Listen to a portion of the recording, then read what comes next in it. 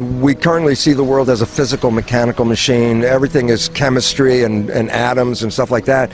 And it turns out the new understanding, really, which is quantum physics, says the focus shouldn't be on the material things. The focus is on the invisible energy things, which include thought and belief, because it turns out it's the invisible energy that controls the physical world.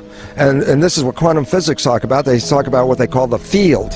And I say, well, what's the field? Well, they say invisible moving energy that influences the physical world. And I go, well, that definition is the same definition for spirit, invisible moving forces that influence the physical world. So it's interesting that today's modern science is reconnecting us with the ancient history of spirituality, which really says that we are energy beings inhabiting a physical body. Well, if we understand that, we start honoring the energy part, the invisible stuff that we've let go out of the equation, because all we look at is, give me the physical material, give me money, cash, give me things. And it turns out that it's the energy is more powerful, the invisible stuff is more powerful than the physical stuff. So turning our beliefs around and recognizing our thoughts are powerful elements. Then all of a sudden it says, let's start exercising our thoughts rather than exercising our wallet, let's say, in controlling the world. And this gives an opportunity for all of us, every one of us, because we all have thoughts and we all have this energy, and it's since thoughts create the science. And this is quantum physics. They talk about that it's consciousness that creates the world. And so we all have to start recognizing we all are conscious, and all collectively our consciousness can change the world.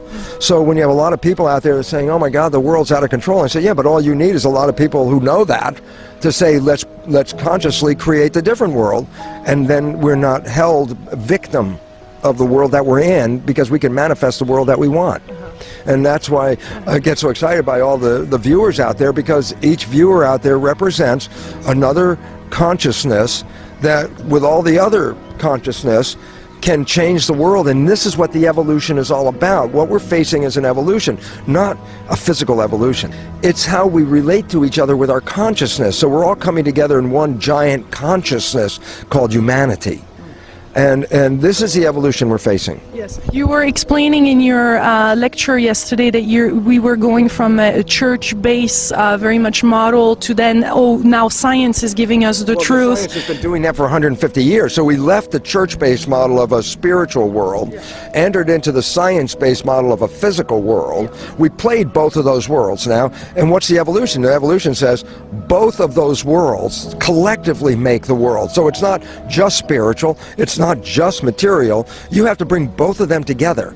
And so now that we travel through the spiritual part of the world with the church running the world, and then the material with the science running the world, we're coming to a closure that says, to understand the world, you have to invoke both the spirit and the matter.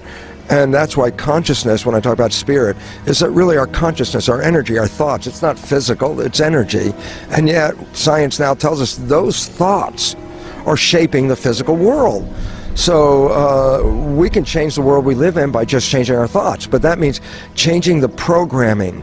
Which is in the subconscious. You're saying that 95% of things that happen in our life are coming from the subconscious. Now, and that's the part that people have to wake up to, because a lot of people think, oh look, my desire is to be successful, have a great relationship, have a great job, I want all these things, and now I go out in the world and it's like, I'm not getting there, I'm not making it. And it's like, and they get frustrated and they say, well, it's not me, because my intention is to be successful, and I'm not being successful, so it must be the world is against me.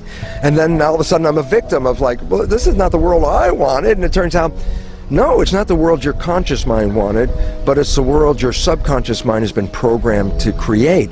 And the word subconscious by definition means below consciousness. So you are creating without being conscious that you are creating this. And this becomes a problem, because it turns out it's not the outside world that's keeping us from succeeding. It's the invisible inside world that we've been programmed with through culture and family to have lost our power. And that's the biggest thing about this propagation of the belief system. This is not new, you know. It's very interesting.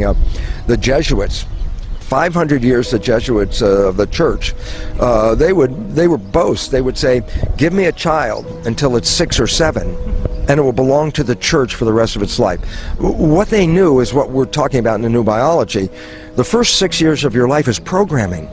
programming from other people, not your programming, parents, family, community. You as a child are in a hypnotic state for 6 years. Your brain is functioning in a hypnotic state, meaning the first 6 years is download, download, download. And the problem with the download is we're not conscious during that part, which means whatever was downloaded, you didn't filter it with your belief system. You didn't have a belief system. Whatever you heard, saw, or experienced in the first 6 years is a recording, just like this is a tape recording, boom, down in your subconscious mind. And then we find that 95% of our life is actually from the subconscious mind, with only 5% from the conscious. And you say, what's the difference? Conscious mind is you, your spirit, who you are, your wishes, your desires, what you want out of life. Conscious mind. I say, well, you want to be successful, great. You want a great job, great. That's all conscious. I say, but you're only using that mind 5% of the time. You're living your life 95% of the time with the programs that you got from other people. So the truth is, you are living other people's lives invisibly, because it's called subconscious, meaning you don't see it. And so when you're creating these behaviors, you yourself don't even know you're doing it. And if your behaviors are not supporting you, then you sabotage yourself without even you knowing you're doing it. And that's where the victim comes in. It's like, oh my God, I want to be successful and I'm not. The world's against me, I'm a victim. It turns out, no, you were programmed not to succeed, and you're engaging the program without you seeing it. So we were sabotaging ourselves without ourselves knowing it. That's why the new biology, I want people to wake up. That's the wonderful thing, because those people out there that have fallen in love, and you know, if you could go back in your mind just for, you know, I want you to go back to that point where you fell in love. I call it the honeymoon period, where you did this. And I ask you a couple of questions. I say, when you were back in that love state, head over heels in love, were you healthy? And it turns out almost everybody says, yes, I was, you know, exorbitantly healthy. Everything was great. And I said, did you have energy? Oh, we had tremendous energy to be active day and night in this love period, in the honeymoon. I go, yeah. And then when I say, how about, was life so much fun that you couldn't wait for the next day to have more of this experience? And the answer was yes, because it was so great. And I go, well, think about it. You created health, you created energy, you created a world that was so beautiful for you when you were in love that you couldn't wait for the next day to have more of this world. And what it turns out is, well, how did our world, which could have been a crazy world before you met this person, then you meet this person, and then the next thing you're in this great honeymoon experience, okay? And then your world today is heaven on earth. Yesterday was hell. Today's heaven on earth because you fell in love. And then what I want people to know is, that was not an accident. That wasn't just a, wow, that just happened. It's like, you created the love experience, and in the process of creating the love experience, you created health for yourself, energy, and you created the world that was so beautiful for you that it was heaven on earth. And why is this important for me to let you know? And basically I said, this was not an accident. This was a creation. And if you understood how you did it, and now we know why, how it happened, and that is, remember, our conventional understanding is we run our lives 95% of the time from our subconscious programming. When you are falling in love, you actually don't go into the subconscious program, because the conscious mind is so excited about being here, it doesn't leave, and that's why the problem most of the time is our mind's thinking, and when the conscious mind's thinking, by definition, it's not paying attention, and that's when the subconscious programs run.